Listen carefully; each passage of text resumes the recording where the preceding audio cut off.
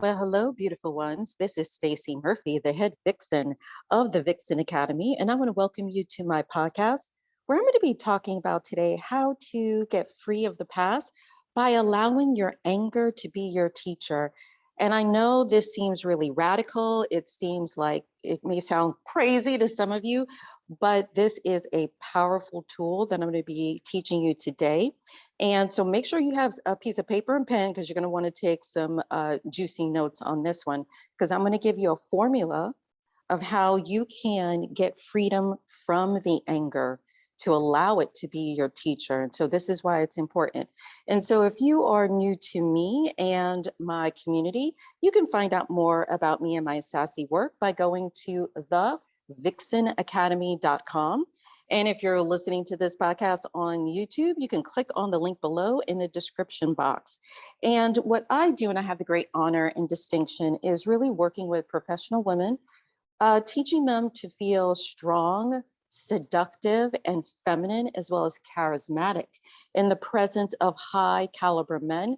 So they can rock it in their careers during the day, coming from their feminine, bringing home that bacon, as well as being able to transition very easily and being an enchanting lover at night so they can rock it in their relationships. And so that is what it means to truly have it all in both life and love. And so one of the things that is important to be able to have it all in life and love is to really get free of the past. And many times, what prevents us from doing that is we're holding on to anger, right?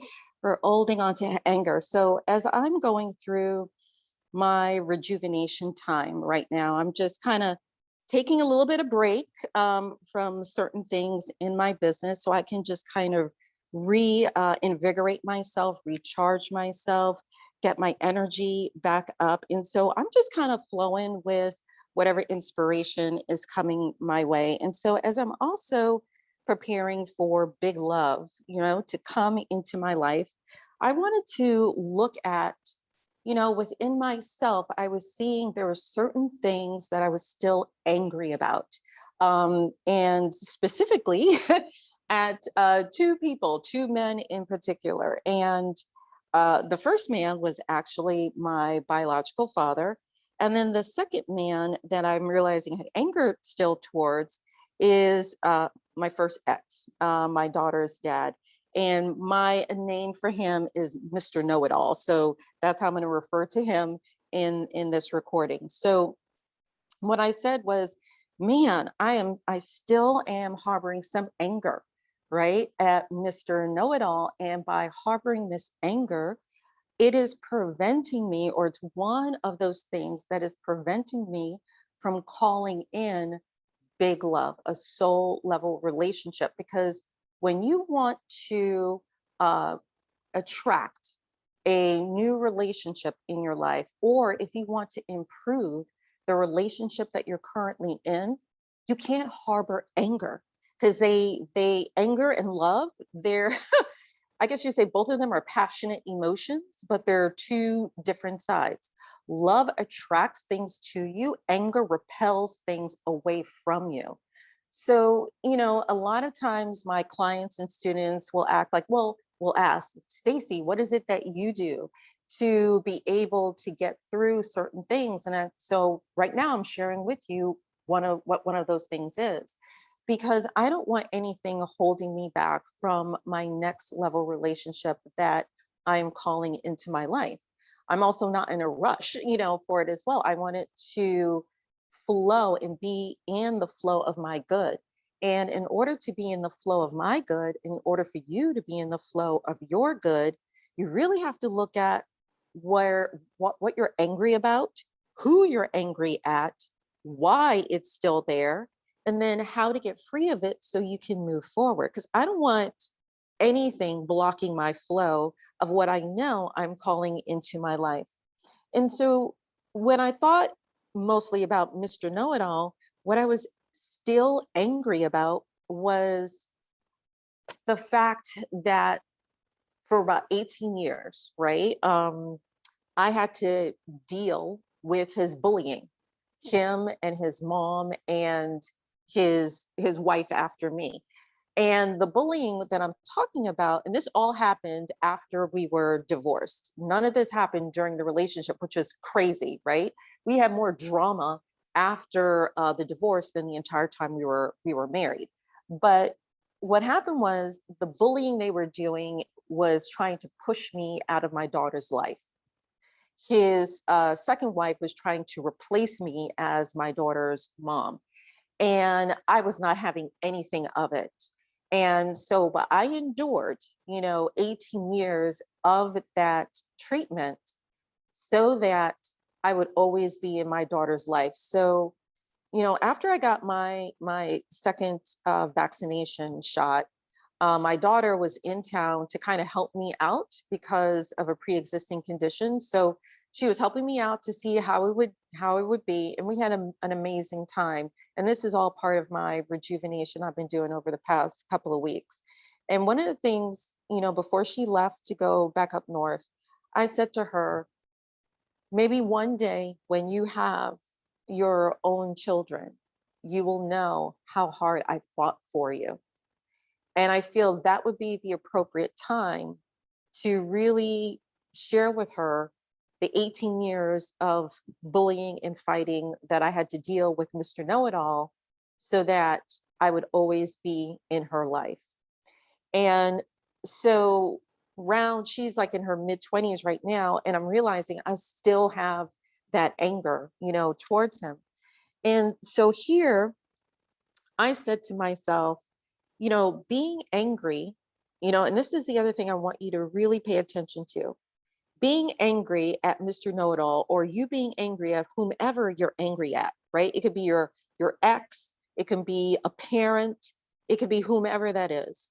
But being angry at them is actually stealing your happiness. Remember that being angry at them is stealing your happiness because you're giving it away for free. And that is punishment, right? That is total self-punishment. And so then you have to ask yourself, why are you punishing yourself? All right. And so before I even get to the formula of how you can work through this, and the formula that I'm going to give you is all from my Buddhist mindfulness training.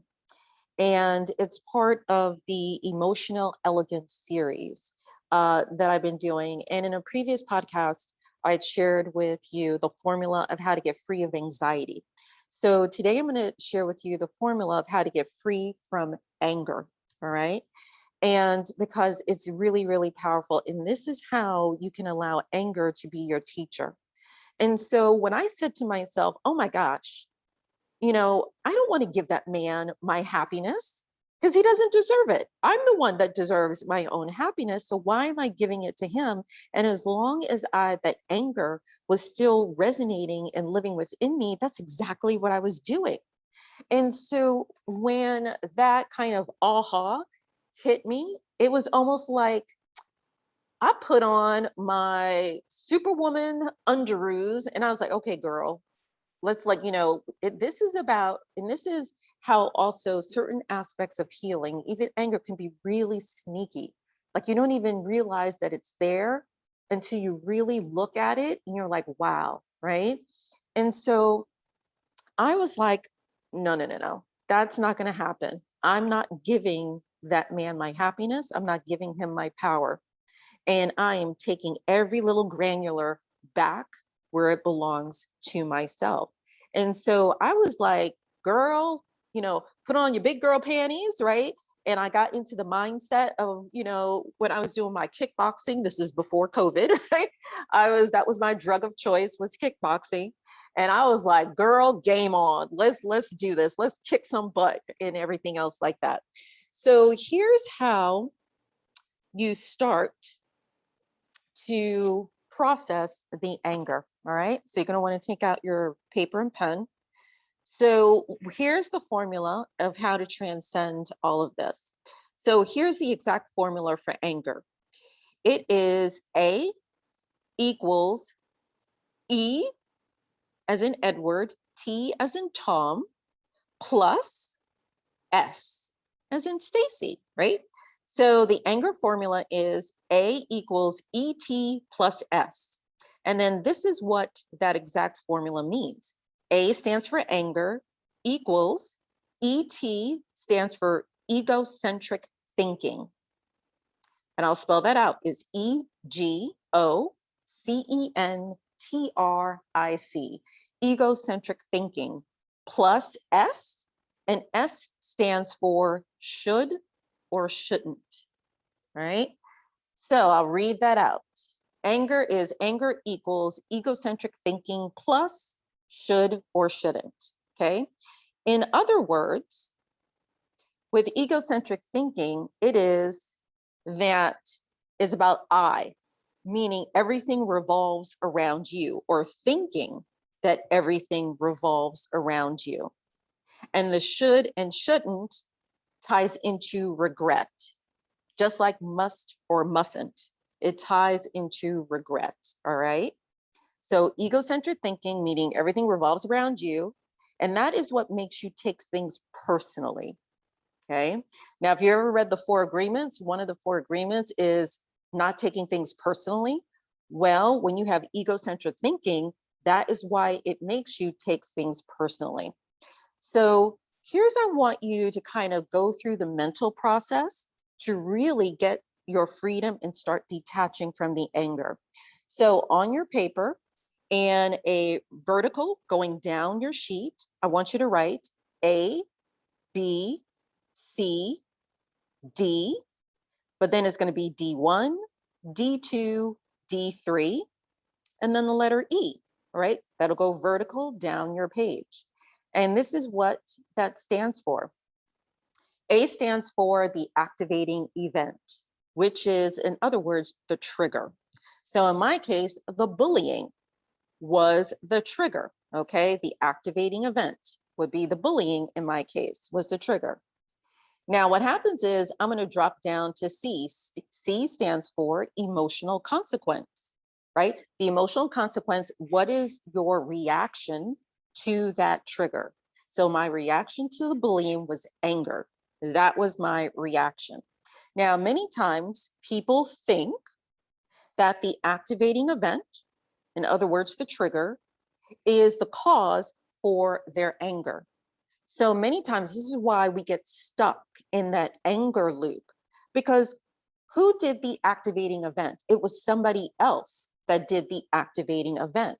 So if the other person did the activating event, what most people are looking for, that other person to resolve it for them, so we or you are not angry and that you don't have the reaction that you do, okay? Now, what happens is when you kind of work through that, this is why sometimes it's so difficult to get free of the anger, because you're looking at the other person to solve it for you, not behave a particular way, not say something to you, right? So for example, with the egocentric thinking, it sounds something like this. Why didn't he call me back? I know he must be off with his friends and he's not even thinking of me, okay? Or egocentric thinking sounds like this. He should have known. He should have known, right? Or he shouldn't have done that, okay? Egocentric thinking also sounds like this. He spends so much time with his family and he knows it annoys me, but he still does it anyway. That is also egocentric thinking, all right? And so those are all things that would be considered triggers or activating events. And many times we're like, why did he do that? He should just stop doing that and I wouldn't get angry. Now, here's what is really behind the anger, and that is B. And B stands for irrational belief, okay? That's what B stands for, irrational belief. The irrational belief is the story that you're telling yourself. So even in those egocentric thinking, what it sounds like, when I said, why didn't he call me back by now? He must be off with his friends and not even thinking about me. That is a story. That is a story. You don't know if he is or isn't thinking of you. You're just projecting that because you feel he should have called you by now. So you see where I'm going with this? And so the B is the irrational belief, which is your story. Now, here's how you start to get free from that story that is actually causing the anger that you are feeling, Okay, so this is what D1 stands for. D1 stands for dispute the irrational belief. Okay, dispute the irrational belief. And the way that you start to dispute the irrational belief is you ask yourself, why this reaction? Okay, why this reaction? So going back to one of the examples that I want to use, why didn't he call me by now? Because he must be with his friends and not thinking of me. Why that reaction? Why would you assume that he's not thinking of you? Is that tied to something else in the past? Is it tied to, you get really upset when people don't contact you back? Where did that originally start? And see, this is how you start questioning why that reaction, to know where that actually is coming from. Now, even in my own case with the bullying and my anger, and I said, why that reaction? I realized it was tied into my very first boyfriend when I was 18 years old, and the one that I had the domestic violence situation and experience with, right? That was back when I was 18, 19, 20 years old. At the time of this recording, I'm in my freaking 50s, right? So what happened is but that is what my reaction was tied to. And what happens now, I stood up to that bullying, but this is why I was still angry. Even though I stood up to it, I was still angry about it. And I found out it was tied into that. And so I was like, wait a minute, right? And so I took a pause with that. I said, okay, we need to clean up that link and that energy. So that leads to D2. Now, D2 stands for make a rational decision. Okay, make a rational decision. So this is how you make a rational decision. What percent of that belief is actually happening in real right now in the present moment? Okay, in the present moment, as you're sitting in the seat that you're in or standing or whatever it is that you're doing, how much of the irrational belief is actually happening right now in real time? And when I asked myself that question, it was none of it. It's not happening at all. Okay. And then the next thing is for D3. So after you have that, make a rational decision, that actually is not even happening right now. It hasn't happened in my life for years. Okay. Remember, I'm the one that's been keeping that anger alive, not him. And so after you make that rational decision, which is D2, then you can drop down into D3. D3 stands for stop getting mad. That's what D3 stands for. Stop getting mad, stop getting angry. And the way in which you can elegantly move into that is asking yourself this question. If I never had this belief, how angry would I have been? Meaning, if I never had the belief that I was being bullied, how angry would I still be? And the answer to that is I wouldn't be angry at all. So then it goes into, now here's where you then can drop into E, okay? And E stands for emotional elegance. Because there is no need for me to be angry anymore, especially, if I didn't have that irrational belief, I can let that go and my emotions can be at peace. And then once you can start to loosen the grip of that anger, then you're allowed to see what the anger has actually taught you in that situation. And so this leads to a technique that I teach in all of my coaching and my programs and my courses. And what it is, it's how to transform the story. Remember, the irrational belief is the story.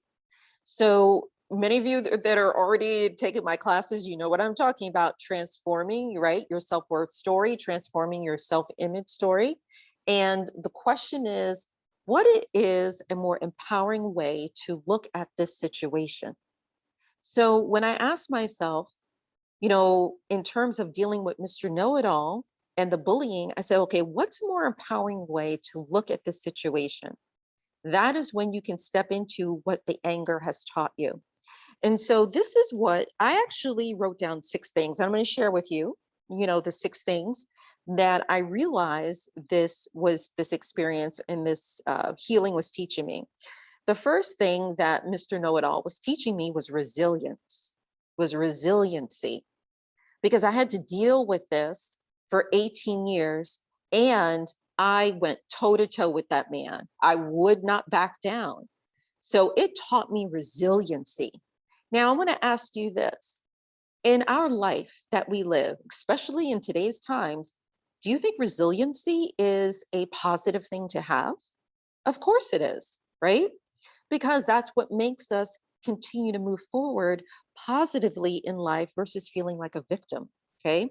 The second thing Mr. Know-it-all taught me was it really brought out in me my warrior goddess. Let me tell right? It really brought out the warrior goddess in me, right? You kick ass and you take names, right? And do it with stilettos and heels with my lipstick and all, right? And so that's the kind of warrior goddess I am, right? And so what happens is, and I feel that power and that power within me, and it feels amazing. And that also is positive, right? The other thing Mr. Know-it-all, this experience with Mr. Know-it-all taught me was number 3, to stand up for myself and my daughter. I wasn't just doing this for me, I was also doing it for her. There was no way those people were going to kick me out of her life. So I really had to stand up for myself and stand up for her because I was also teaching her at the same time. Number 4, this experience also taught me to own my voice, to continue to own my voice and my viewpoints, right? Own my voice and my viewpoints. What that means is don't change who you are to pacify someone else. Be in your authentic self, right? That is about owning your voice and your viewpoint, okay? Number 5, what this experience taught me is that, and this may sound, this one here is, it taught me to follow my bliss and my needs. To follow my bliss and my needs. That kind of piggybacks off of owning your voice. I was not going to back down from my need in terms of being the mother that I wanted to be to my daughter. I was not going to give up my bliss and my happiness because of them. All right. So that is the other thing that it taught me. And this last thing that it taught me may seem a little bit odd when you hear this, but I see it as a positive, is Mr. Know-it-all did teach me that men do live up to their commitments, and that does exist. Because even in the midst of all this crazy, what happens is Mr. Know-it-all was always there for my daughter. He's always been an involved father. And I knew that from him from the very moment that I met him. And that is one thing he has always lived up to. So I gave him credit for that, because that is a blessing in my daughter's life, to have her father in her life her entire time, even though we're no longer married, right? And so that was another blessing. And he showed me that even in crazy, men do still live up to their commitments, and it does exist. And so those are the 6 things that, the experience and the anger that I was originally having with Mr. Know-it-all and the bullying really actually taught me. And so by looking at how it taught me to be resilient, being the warrior goddess, standing up for myself and my daughter, owning my voice and my viewpoints, following my bliss and my needs, and really acknowledging that men do keep their commitments, what happens is all of that were my teachers, and I am so grateful for that blessing in my life. And so with that, the anger was no longer there. And my heart and my body felt lighter, and I kid you not, tears just came into my eyes, but these were not tears of sadness. They were tears of freedom and joy, right? Because I took all of my power back from Mr. Know-it-all. And that felt beautiful and amazing. And I want you to do this exercise, do this formula, okay? Do this formula of how you can get freedom from the anger so you can get freedom from the past so that you can move forward and enjoy a new relationship that you're calling into your life, or you can better enjoy the relationship that you're currently in. So, yes, this is radical love healing, radical love transformation. And so I invite you to do that because when you do, it is such a beautiful thing and you will have all of your power. So after you do this, to make sure that you stay, okay, to make sure that you stay in this energy, one of the things is I'm asking myself these questions every single day. I'm looking at the anger. I'm not trying to avoid it anymore. So until I feel totally complete that the anger is out of my system, I'm taking care of any kind of residual stuff that's there. I'm asking these four things every single day. And so I said, okay, I look at the bullying, right? So then I ask myself, what percent of the bullying is factual right now? 0, none of it. Then the second thing, what percent of the bullying is real right now? None of it. Okay. The third question, what benefit am I receiving by continuing to be angry right now? No benefit whatsoever. Then the fourth thing is, why am I giving Mr. Know-it-all my happiness and joy? I'm not going to anymore. And then what happens is that is a reminder to not drop into that anger. All right. And so I just do a check each day, asking those 4 questions really quickly. It takes like 2 minutes and it sets me free to enjoy. So with that, I want you to do this. And yes, down in the, if you're listening to this in YouTube, go ahead and leave your comment down below because I like to see how, what I'm sharing, what I'm teaching, and how it's affecting you in your life. And if you're listening to this podcast on my website, you can leave a comment down below on my website as well. I love that. And if you want to join my community, if you're listening to this in YouTube, there'll be a link in the description box of how you can go and do that. And I invite any of you, if you would like to talk with me, so how you can get free from the past so you can enjoy the relationships that you're in, so you can enjoy your happiness, feel free to reach out to me so that we can have a conversation so that you can be happy and joyful in your relationships so they can also stand the test of time. And with that, everyone, we are complete and namaste.